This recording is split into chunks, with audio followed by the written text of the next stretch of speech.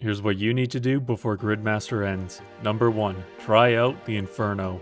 If you haven't done the Inferno before, now is a great time to familiarize yourself with the monsters in there. It's going to be 1,000 times easier in Gridmaster, so it's easy to get to the higher waves and practice against a ton of mobs at the same time.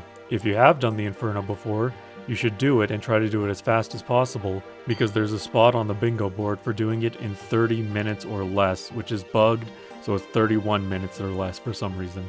To learn how to do the Inferno is pretty hard, to be honest, but it's a very fulfilling experience. It is absolutely worth doing, and doing the sub 31 minute Inferno was a ton of fun.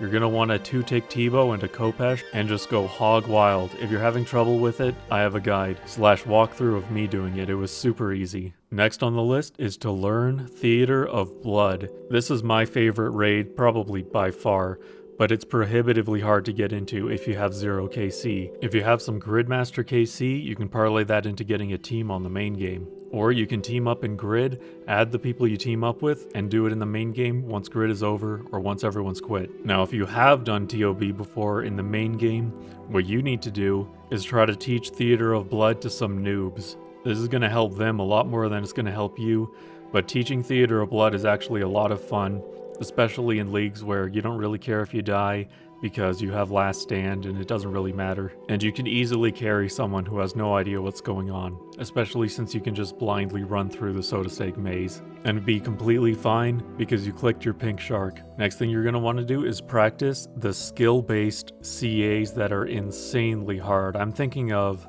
for example, doing the Inferno without letting a melee dig, which basically means you have to kill it super fast and run into melee range so it hits you and doesn't dig. That is insanely hard, and that's something that takes a lot of practice. So now is a good time to try to do that CA while clicking the shark and the infinite brew, because that makes this a much easier stepping stone. I'd stay away from the stamina CAs like 40 or 50 kills at Heredin, that's comically easy in leagues and in Gridmaster. 10 HP Hydra kill, on the other hand, would be completely fine to practice in Grid. And once you can do the hard CAs in Grid, what you should do is downgrade your gear. Make it harder and harder for yourself until you can do it with stats and gears as good as what you have in the main game. Even if you're 99 combats, you can always brew yourself down during the fight, or use a short bow instead of a T-bow. Doing stuff like that will make your practice time much more valuable. This next one is what I've been doing recently.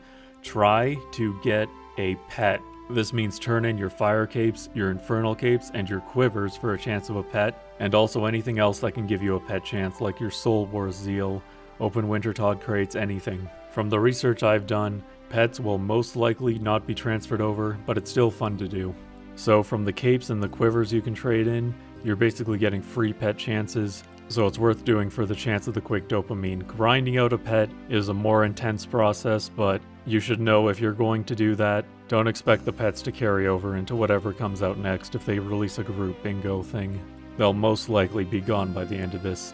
And the last thing, if you're like me and you've completed the Grid, or at least everything you feel like doing, what you can do, while there's still some time left, is restart on another account and play with some modification like a UIM run or a hardcore run. See if you can make it to November 12th without dying.